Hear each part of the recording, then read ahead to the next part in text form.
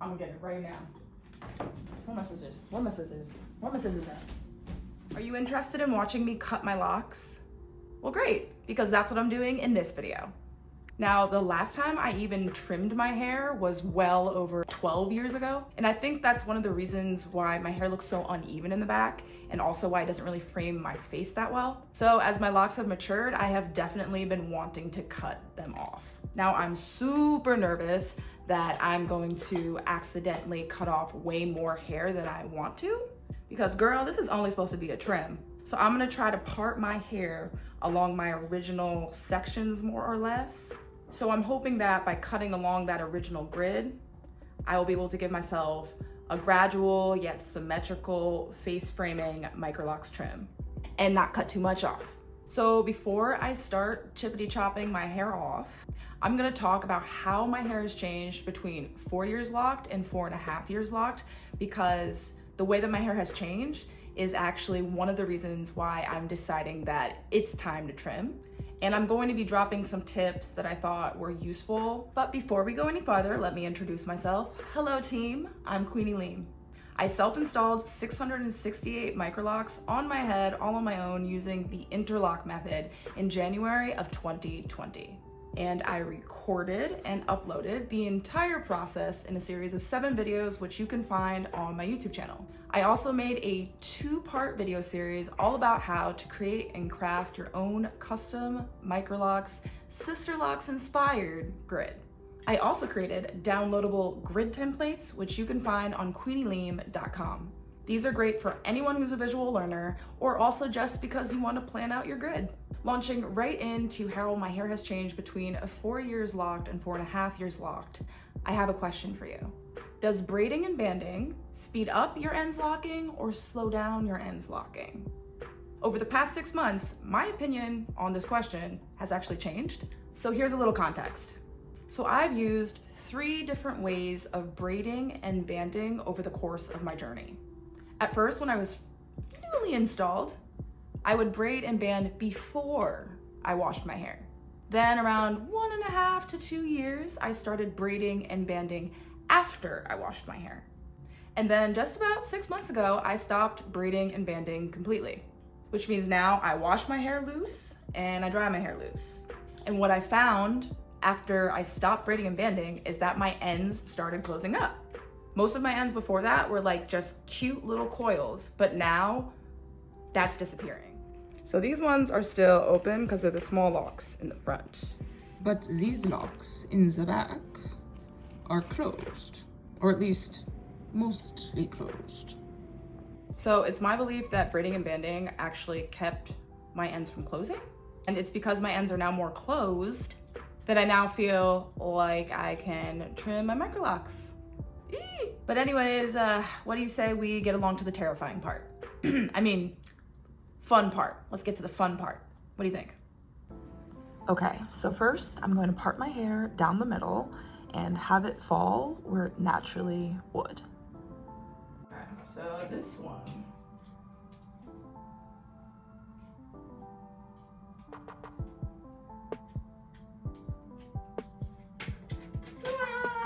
First one. Okay, so step 2, I'm going to start trimming the outliers that are noticeably out of place and longer than they should be. Then I separated the front section from the back section by separating along my crown line, and then I trimmed the outliers again. And what I was trying to do was give a nice gradual taper for the front section if I could, just bluntly, and any other outliers. Then I decided to separate my grid into sections to analyze a little bit at a time while making sure to maintain my anchor lines, which are my center line, my crown line, and my occipital line, while also trying to keep locks of a similar size together. I just realized that this is basically my occipital line, so I'm just going to make this section even smaller. So I think the occipital line is pretty important.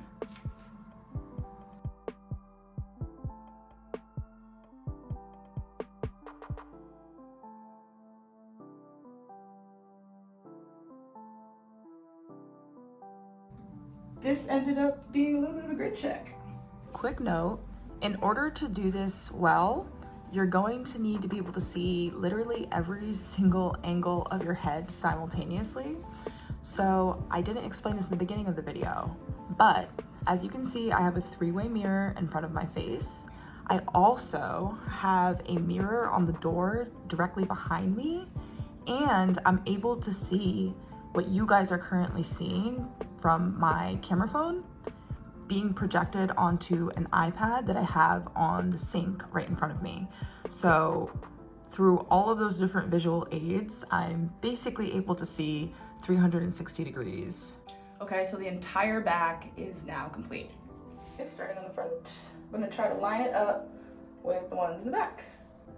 I was actually pretty surprised to see that a majority of my grid is pretty distinguishable and visible. So yeah, my grid check's looking pretty well checked. So I have completed putting my hair in those different sections. So now what I'm gonna do is show you all those different sections, and you can let me know if you think that my grid is still visible. So in total, I ended up making 24 sections, and these are the sections that I ended up creating.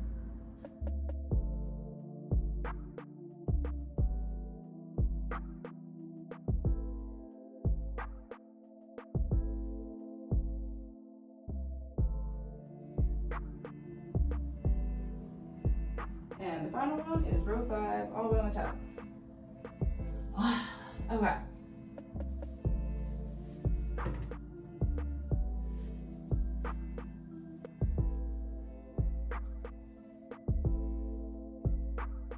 So now I'm gonna put these all back up in a bun, and I'm going to take each section down one at a time and try to evaluate each section. And then as I slowly go up, I can evaluate the sections in tandem. But when I say evaluate, I mean I'm gonna start cutting. In this instance, I decided that I was going to start from the bottom. That has literally worked for me in every instance of doing my hair. Whether that's install, retightening my hair, or now trimming my hair, I always start from the bottom.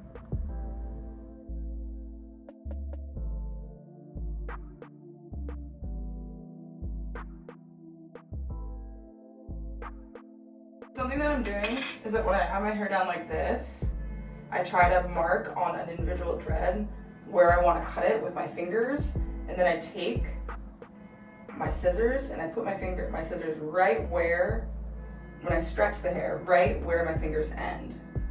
And then I cut it. Because when you stretch it, it is not where it's going to fall when your hair is just down and loose. Okay, that's row 1. That was pretty good. On to row 2, I'm gonna start with the middle. You can notice it's notably longer than the one above it.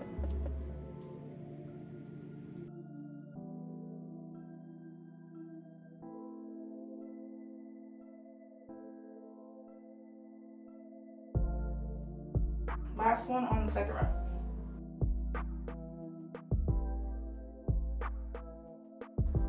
All right, does not go too bad. I'm gonna keep starting with the middle for the third row. So I feel like if you know what the middle is, you know how short you need to cut the sides. Not gonna lie, this is going a lot better than I thought it would.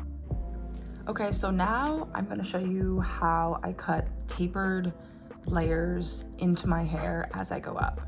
So as I go up into these upper layers, I sandwich the hair between my fingers vertically so that I know which locks are above and which locks are originating below, so I can cut them into gradual layers as I go up. And from here on out, you may see me do this because that was my intention, to not have my hair just be one blunt cut, but to give some gradual layers so that it can add movement and body and volume to my locks.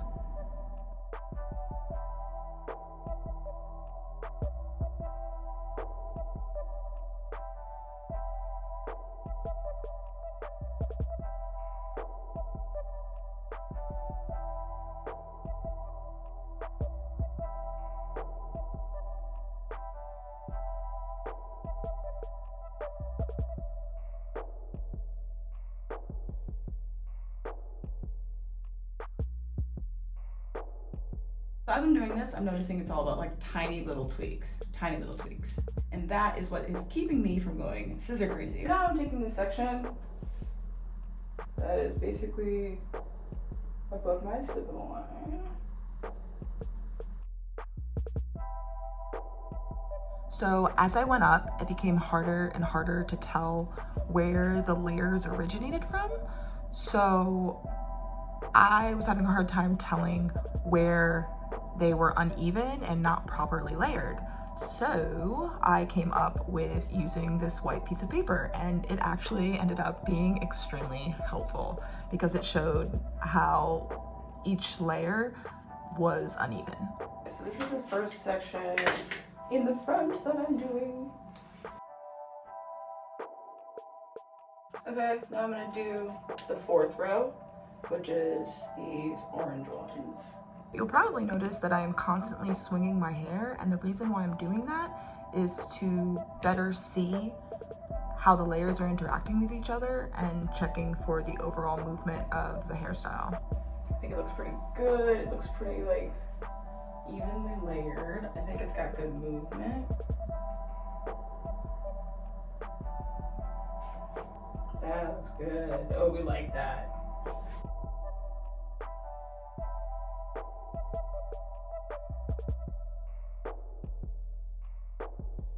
And this is the last of the back sections.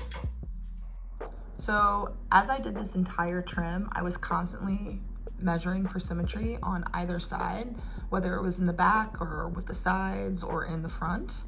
And the way I did that was just pulling down sections on either side and putting them next to each other and seeing how they measured up. Right now I'm gonna finish these two front sections. You should definitely retighten your hair before trimming, just so that you can get the true uninhibited length of your locks, because when your hair hasn't been freshly retied, the new growth at the root will shrink up and be shorter, and that can be different at different parts of your hair because different parts of the hair on your head grow at different rates, and you also may have different curl patterns in different parts, so the overall shrinkage might be different in different sections. So I chose to retighten my hair before I did the trim, and if you're interested in doing this, I'd recommend you do that as well. Okay, so I think that's mostly done. So that is about how much hair I cut off. Here's the finished look.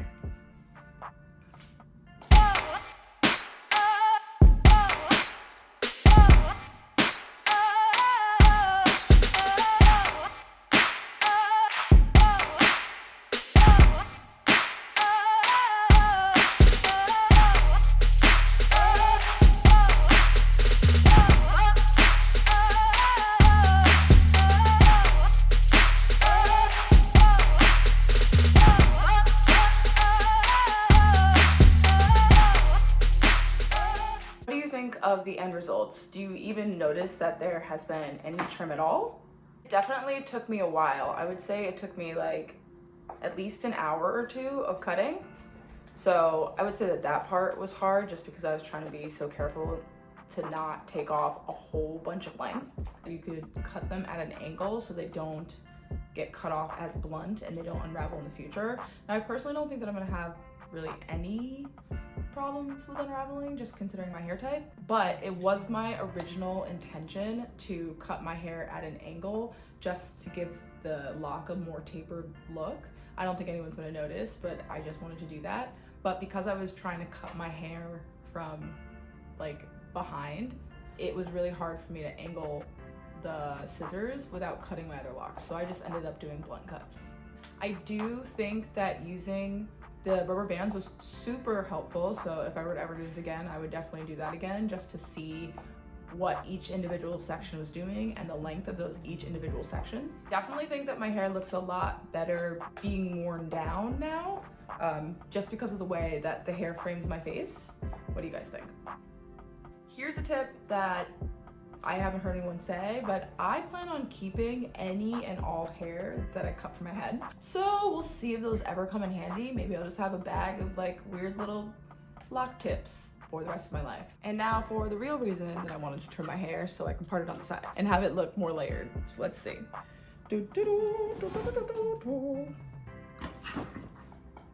So one of the reasons I wanted to cut my hair was because I just wanted my hair to look a little bit more intentional and a little less organic. And I think I was able to achieve that.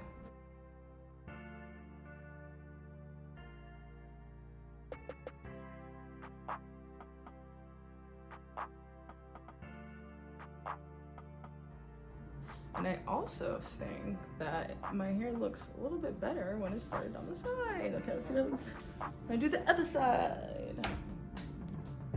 Ah, this one. I'm gonna get it right now. Where are my scissors? Where are my scissors? Where are my scissors at? This one right here has been annoying the crap out of me. Ah. And this one.